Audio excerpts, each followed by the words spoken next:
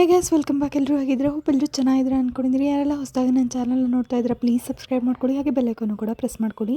ಇವತ್ತು ತುಂಬಾ ಟೇಸ್ಟಿಯಾಗಿರುವಂತಹ Kerala style chicken ರೋಸ್ಟ್ನ ಹೇಗೆ ಮಾಡೋದು ಅಂತ ತೋರಿಸ್ಕೊಡ್ತಾ ಇದ್ದೀನಿ. ತುಂಬಾ ಮೈಲ್ಡ್ ಆಗಿರುತ್ತೆ. ಹೇಗೆ ಮಾಡೋದು ನೋಡ್ಕೊಳ್ಳೋಣ. ಮೊದಲಿಗೆ 1 kg ಚಿಕನ್ನ ತಗೊಂಡು ನೀಟಾಗಿ ವಾಶ್ ಮಾಡಿ ಇಟ್ಕೋಬೇಕು. ಅರ್ಧ ಟೇಬಲ್ ಸ್ಪೂನ್ ಅರಿಶಿನ ಮತ್ತು ಅರ್ಧ ಟೇಬಲ್ ಸ್ಪೂನ್ ಆಗೋಷ್ಟು ಉಪ್ಪು, 1 ಟೇಬಲ್ ಸ್ಪೂನ್ ಆಗೋಷ್ಟು ಖಾರದ ಪುಡಿನ ಹಾಕೊಂಡು ನೀಟಾಗಿ ಮಿಕ್ಸ್ ಮಾಡಿ ಮ್ಯಾರಿನೇಟ್ ಆಗ್ಲಿಕ್ಕೆ ಬಿಡಿ. ಮತ್ತೊಂದು ಬಾಣಲಿ ತಗೊಂಡು ಅದಕ್ಕೆ 2 ಟೇಬಲ್ ಸ್ಪೂನ್ ಆಗೋಷ್ಟು ಧನಿಯಾ ಕಾಳು ತಗೊಂಡಿದ್ದೀನಿ. ಹಾಗೆ 1 ಟೇಬಲ್ ಸ್ಪೂನ್ ಆಗೋಷ್ಟು ಮೆಣಸು, ಹಾಗೆ 1/4 ಟೇಬಲ್ ಸ್ಪೂನ್ ಆಗೋಷ್ಟು ಸೋಂಪು, ಹಾಗೆ 1 ಟೇಬಲ್ ಸ್ಪೂನ್ ಆಗೋಷ್ಟು ಜೀರಿಗೆ, ಮತ್ತು 1 ಇಂಚು ಚಕ್ಕೆ, ಮತ್ತು 4 ಲವಂಗ ತೊಗೊಂಡಿದ್ದೀನಿ. ಹಾಗೆ 1 ಟೇಬಲ್ ಸ್ಪೂನ್ ಆಗೋಷ್ಟು ಕರ್ಬೇವಿನ ಸೊಪ್ಪನ್ನ ತೊಗೊಂಡಿದ್ದೀನಿ. ಬೇಕಿದ್ರೆ ನೀವು ಕರ್ಬೇವಿನ ಸೊಪ್ಪನ್ನ ಜಾಸ್ತಿನೇ ಹಾಕೋಬೋದು. ಟೇಸ್ಟ್ ತುಂಬಾ ಚೆನ್ನಾಗಿರುತ್ತೆ. ಇದರಲ್ಲಿ ಯಾವುದೂ ಕಲರ್ಸ್ ಇಲ್ಲ, ಪ್ರಿಸರ್ವೇಟಿವ್ಸ್ ಇಲ್ಲ. ಹಾಗೆ ಮನೇಲಿರೋ ಇಂಗ್ರೀಡಿಯೆಂಟ್ಸ್ ಮಸಾಲಾನ ನಾವೇ ಪ್ರಿಪೇರ್ ಮಾಡಿಕೊಂಡು ಚಿಕನ್ಗೆ ಹಾಕೋದ್ರಿಂದ ಇದ್ರ ಟೇಸ್ಟ್ ತುಂಬಾ ಚೆನ್ನಾಗಿ ಎನ್ಹಾನ್ಸ್ ಆಗುತ್ತೆ. ಒಂದ್ಸತಿ ನೀವು ಇದನ್ನ ಟ್ರೈ ಮಾಡಲೇಬೇಕು. ಪದೇ ಪದೇ ಮಾಡ್ಕೊಂಡು ತಿಂತೀರಾ, ಅಷ್ಟು ರುಚಿಯಾಗಿ ಬರುತ್ತೆ, ಟ್ರಸ್ಟ್ ಮೀ.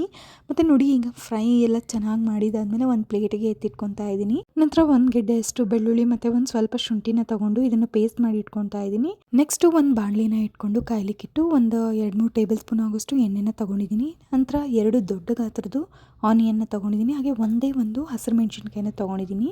ಇದನ್ನ ಎಲ್ಲ ಹಾಕೊಂಡು ನೀಟಾಗಿ ಫ್ರೈ ಮಾಡ್ಕೋಬೇಕಾಗುತ್ತೆ. ಇದ್ರ ಕಲರ್ ಚೇಂಜ್ ಆಗುತ್ತೆ, ಪಿಂಕಿಶ್ ಕಲರ್ ಆಗಿ ಬರುತ್ತೆ. ಅಲ್ಲಿವರೆಗೂ ನಾವು ಆನಿಯನ್ನ ಆಯಿಲಲ್ಲಿ ಚೆನ್ನಾಗಿ ಫ್ರೈ ಮಾಡ್ಕೋಬೇಕು. ನಾವು ಈಗಾಗಲೇ ಏನು ಮಸಾಲಾನ ಹುರಿದಿಟ್ಕೊಂಡಿದ್ವಿ ಅದನ್ನು ಕೂಡ ಮಿಕ್ಸಿ ಜಾರ್ಗೆ ಹಾಕೊಂಡು ತುಂಬ ಫೈನಾಗಿ ಪೌಡರ್ ಮಾಡ್ಕೊಳ್ಬೇಕಾಗುತ್ತೆ. ನಂತರ ನಾವು ಮ್ಯಾರಿನೇಟ್ ಮಾಡಿ ಇಟ್ಕೊಂಡಿದ್ವಲ್ಲ ಆ ಚಿಕನ್ನ ಆನಿಯನ್ಗೆ ಸೇರಿಸ್ಕೋಬೇಕು. ನಾವು ಚಿಕನ್ಗೆ ಉಪ್ಪು ಹಾಕಿರೋದ್ರಿಂದ ಉಪ್ಪನ್ನ ಸ್ವಲ್ಪ ನೋಡ್ಕೊಂಡು ಹಾಕೋಬೇಕಾಗುತ್ತೆ. ನೀವೇನಾದರೂ ಎಕ್ಸ್ಟ್ರಾ ಹಾಕ್ಕೊಂಡ್ರೆ ತುಂಬ ಉಪ್ಪಾಗಿ ಅನಿಸ್ಬಿಡುತ್ತೆ, ಚೆನ್ನಾಗಾಗೋದಿಲ್ಲ.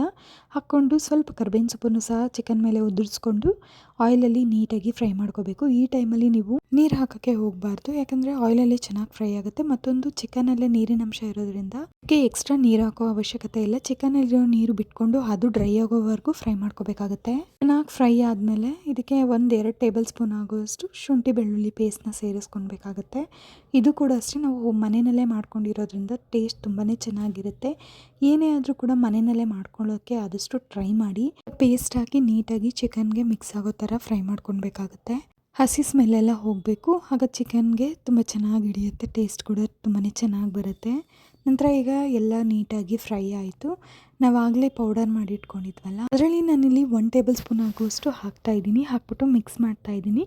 ನಮ್ಮ ಮನೆಯಲ್ಲಿ ಚಿಕ್ಕ ಮಕ್ಕಳು ಇರೋದ್ರಿಂದ ನಾನು ಖಾರ ಜಾಸ್ತಿ ಹಾಕೋದಿಲ್ಲ, ಕಡಿಮೆನೇ ಬಳಸ್ತೀನಿ. ಇದು ಮಕ್ಳಿಗೋಸ್ಕರ ಮಾಡ್ತಿರೋದು.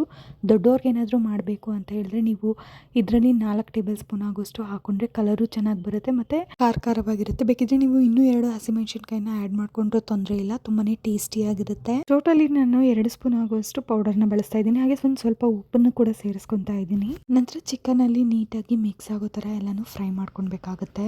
ಇದ್ರ ಜೊತೆಗೆ ಚಪಾತಿ, ಪರೋಟ ಮತ್ತು ರಸಮ್ ರೈಸ್ ಜೊತೆಗಂತೂ ಹೇಳಿ ಮಾಡಿಸ್ದಂಗಿರುತ್ತೆ. ಇದರಲ್ಲಿ ಏನು ಹೆವಿ ಐಟಮ್ಸ್ ಏನೂ ಹಾಕಿಲ್ಲ, ತುಂಬಾ ಸಿಂಪಲ್ ಆಗಿರೋವಂಥದ್ದು, ಮನೆಯಲ್ಲಿರುವಂಥದ್ದು ಹಾಕಿದ್ದೀವಿ.